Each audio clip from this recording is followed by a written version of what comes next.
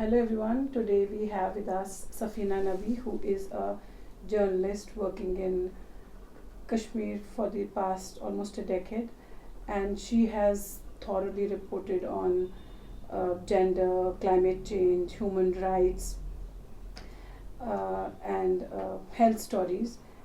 Hi Safina, thank you so much for taking time.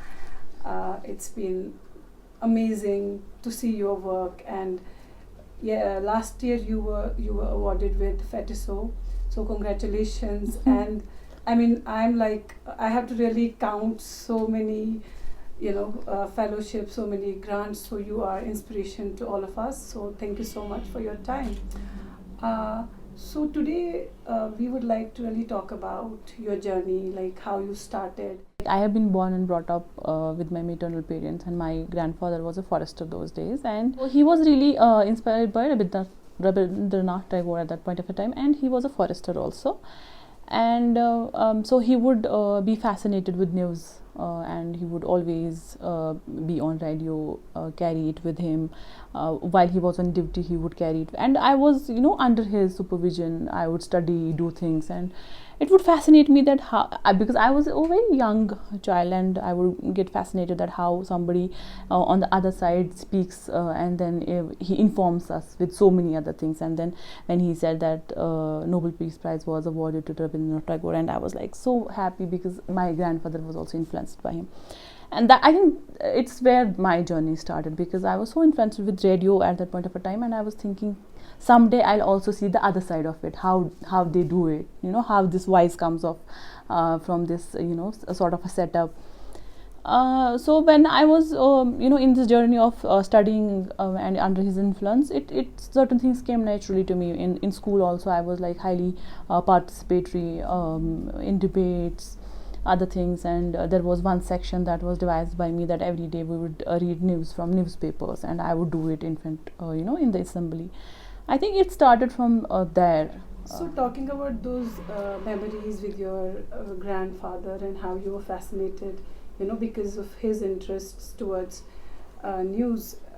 And so was there anything like, sort of in your mind where you had this idea of what a journalist would be doing, especially as a woman? And I mean, what was the moment you actually thought of taking up this as a profession without, as you said, that there was not enough of, mentoring, or, you had no exposure to anything where you would be guided, how you can take it as a full-fledged career path.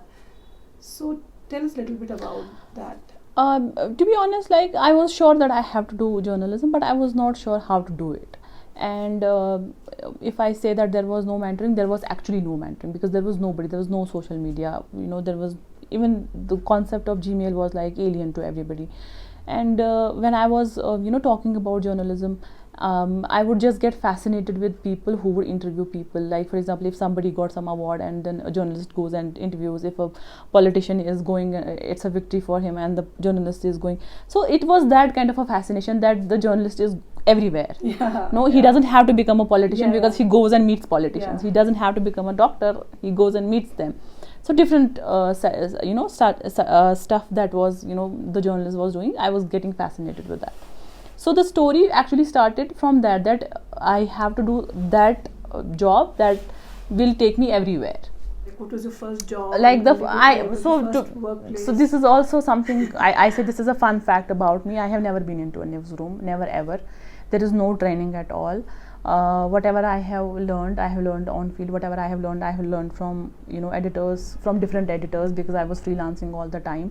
And so were your first story like also freelancing story? Yeah. I had. And where did you pitch that?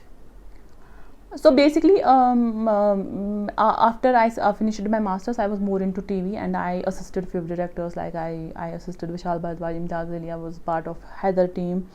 And then 2014 floods happened, and I broke my leg because I fell from second floor. And then I said, no, I don't want to live here. I went to Delhi, and I started with a PR company. And then in the PR company, I went into the public policy department. So I was in Delhi only. Yeah, in Delhi only. So I stayed there for 2 years, where I actually learned the craft of writing emails, everything. My manager was like, Bengali, so she had a really good hold on literature. So she, you were in the communication department? Yeah, I was in the communication, but in the public policy communication department.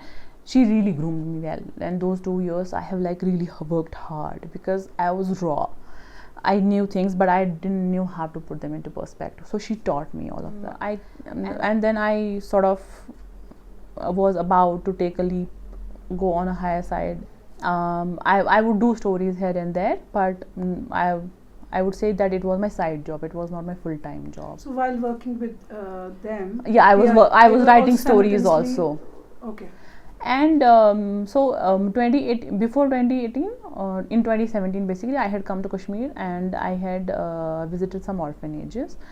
I don't know why, I just generally visited and I collected memories, I collected people's stories, I collected other things, and then I thought I can write something about it, and I put in something together, but I had no courage even to share it with somebody because that was something that was highly narrative, and all of that training that I had gone through, I put it into use. Practice, And I remember I spoke to somebody in Delhi who I actually was accompanying because she was writing something about somebody who I was taking care of in the team. So you both were together, visiting the and then I said, I also write at times, and this is this. And she said, oh, you are really good. The way you were, pitching it to me, you could pitch it to any editor and they will take it happily. And I was like, who would I pitch it to? So was she also a journalist? She was a journalist, and she was a female journalist and very senior journalist, and she has a good name in the industry. And she said, you can pitch it here, and I was like, okay, I can do it. And when my father, before that I wrote the story, and basically they were singing a couplet in Kashmiri, and I had translated it into English. And I was not sure about that translation. I was like, if I will send it to somebody, I was like, I will feel really embarrassed if it will be not correct. So I still remember that they were singing ki Malwajan Mal Shiva Nazre Yasna Asa Sushroza Nazre. So it hit me like it was so they were like, fathers come visiting their daughters, those who do not have remain waiting. So I had translated same. And I don't know why I did it. So and when I sent it to my when I pitched it to an editor, he said, can you send me a copy? I said yes. I had written few things here and there, but not major, in-depth stories. And he said this is such a flowery language, and I would say at that point of time I understood flowery language, he said, and it is like a taunt. But then I googled it and I said, okay, flowery language is something really nicely done. And he said, if you can just fit in data here and there a bit, I'll take it. But I didn't know what data is, where from I'll get it. But he guided me, and I sort of investigated a bit here and there, got in some data. He guided, and we put it in perspective, and I did the story. I remember it stayed with me for a long time. I would not sleep for long hours. When it got published, your first story got published. Yeah. And then after that, I did a couple of fifth stories also. But then Papa's death happened, and I had to move back. But I had applied for some fellowships, and that year only I got the first fellowship. Wow! And I was like, and where was the fellowship? It was in US. I had to go for 2.5 months, and I was like, how will I go? Because I was really close to my father, and I was in a deep shock because I was in Delhi when he passed away. I had just spoken to him 2 minutes before, and then after 2 minutes you get a call that all of those things happened. And I remember I said to my mother that I will not go because I was really upset with her. I said, you didn't let me. I was repeatedly telling her that I want to come home, I want to meet Papa. And I told my mother that I have got this fellowship, but I don't want to go. I don't have this kind of energy right now to take it. And she said, opportunities come once, they don't visit you twice. Whatever happened with us, and I'm sure this will also not happen twice. So you should take on that opportunity. And I remember before I went for my visa, I was there for 15 days. For those 15 days, I was crying uncontrollably because I was feeling guilty that I left everything. I left that trauma, I left that sadness, and I am moving towards happiness, that sort of thoughts. But I think my grandmother was alive at that point of time, and she made me understand nuances of so life. you got that family support. Yeah, at yeah, yeah. that. And that year only I went on my first fellowship. And after that, like then. So the mentor that I had in US, I think in shaping my reporting, in shaping my thoughts, in shaping up what I can write about, she really helped me, because she had observed me first 3 weeks and she said, Safina, if you And are... what was the fellowship about, Safina? So it is about, it's a professional fellows program, and they send you to But for the US. journalist only. No, for not only for the journalists, but anybody can apply, but you have to send your preferences where you want to work. So I send my preference that I want to work in a department where it will be highly the work will be highly revolving around gender. So the professor there was teaching gender. Okay, so you like sort of worked in. So I was in a think tank or more like at a university? No, it was a university, Okay. and she had a course where she was teaching, and I was helping her, and I was doing things with her, how she teaches, And that's how you got this understanding of like on gender studies. I did had understanding, but I did not had the perspective to put it in those context. So she helped me, she groomed me, and then she said, if you I have seen you are enjoying all of this, and if you will keep this enjoyment and if you will continue working on this, I am telling you that one day you will make your name. And this stuck with me, and when I came back, I was in Delhi for couple of weeks, and I was like, no, I have to go back. I came back Kashmir. I was not sure what I will do, so I said, okay, let's just freelance. And there were freelancers everywhere, but I said, in which year this was? 18 only. Okay. Yeah, by the end of 18. And I said, okay, I have to do something, and what is one thing that I can do? So I said, okay, I'll take gender, I'll put it in the middle, and I will take everything else and it will revolve around it. So that is basically, I still have that notebook where I had created gender, and then I put everything else around it: health, climate, culture. And you would like plan it on your own, like how your like trajectory for the next few months or years. Yeah, and I would read a lot, I would research a lot. If there is some paper, I would take it and I would say, okay, how will I use it in my reporting? So that's how I started actually. And initially people would not recognize, and they would say, okay, it's a soft beat, let it be, like the normal criticism that we all get.